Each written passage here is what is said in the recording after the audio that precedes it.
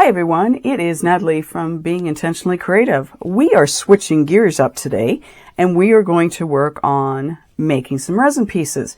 I decided I needed to switch things up a little bit and do something different, and I even have another idea in regards to making some cards that hopefully in the next week or two you'll get to see.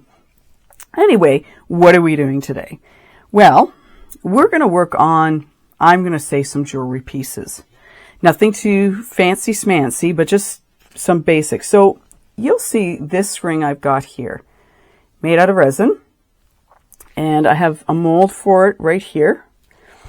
And I love the shape of this ring. I think it's really cool, really beautiful.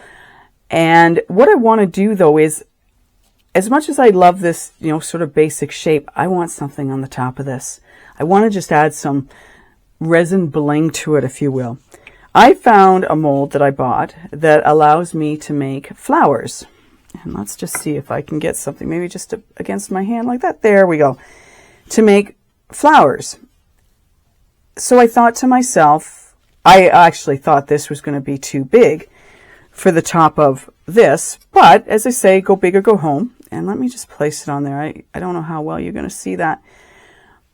But I really loved how this blue turned out. And now I want to make a base. So what I'm going to have to do at the end of the day is I'm going to have to attach this flower to the top. And I'm not sure exactly how I'm going to do it. And that's okay. I don't need to know that right now. I'll get that figured out as we go along. So my idea with the blue of this is I'm going to make this ring using a darker blue. And I have this product here. I don't know if you can read the top of it. Maybe like that. Eli Chem Resins. It's a resin tint and it's ultramarine. So to me, it's going to be a nice sort of, I'm looking for a dark blue. Hopefully I won't be too disappointed. This is a very intense pigment. You do not need a lot of this. And depending on how much resin you're going to be using, you won't need it. And it also depends how dark you want your color to be. You also have to make sure you don't put too much pigment in your resin because it won't cure. Anyway, we're going to do the ultramarine.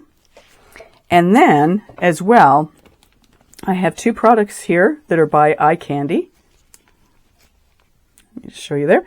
We have Jungian Silver. And oh my gosh, it is a gorgeous silver. Like, beautiful. And then we have the Glimmer Ghost Blue, which I thought would be kind of cool to mix in just to, depending on how the sun catches it, just to give that extra little blue pop to it. I don't need a lot of these in my resin either. And I will be mixing these in the same container because I don't need to mix them separately. I'm just going to mix them together. And I probably won't need a lot of these. Eye Candy has some beautiful colors. They are the one company that I've found so far that makes true red mica powders. Most of them, and I think I've mentioned this before, they actually have a tinge of pink to them, but Eye Candy came out with a red, and I absolutely love them. So we're going to be using those. I have another ring mold here. I was looking for one I had already made, and I can't find right now, so you'll get to see this when it's done, right, when we demold. I'm going to also, depending on if I have some left over, this mold here is actually for you to make so that you can put rings into them. Now, I have it here. So here's what a finished piece looks like. So these two slots where you can actually place rings in. One of the things I want to do is, because some of my rings are thicker, so for example, it sits on top. It doesn't sit down. And what I want to do is I want to find a way, potentially using my Dremel, to make these slots a little bit bigger. So if I have something that's big like this, I can make the hole wider and they'll sit down better.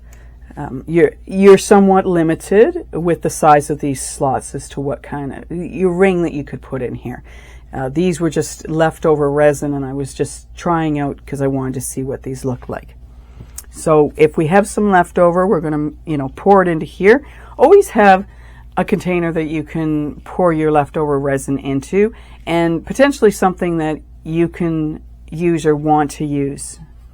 Or again, it could just be a mold you're checking out.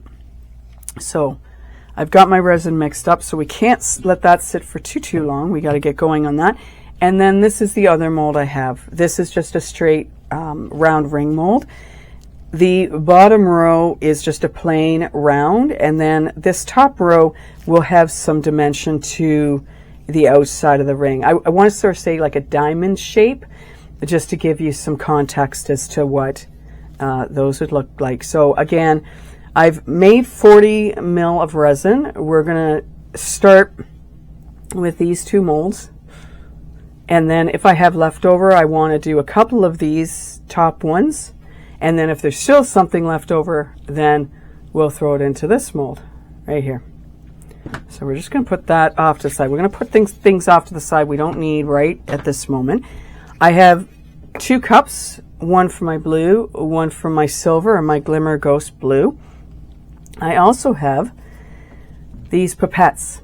Now, when you're working with the ring molds, you'll find they can be very challenging to get the resin in, and also sort of get it in so that you don't have any air bubbles. And these pipettes can be helpful. You can cut them. Let me see if I can show you. So you can cut these down if you need not such a narrow tip.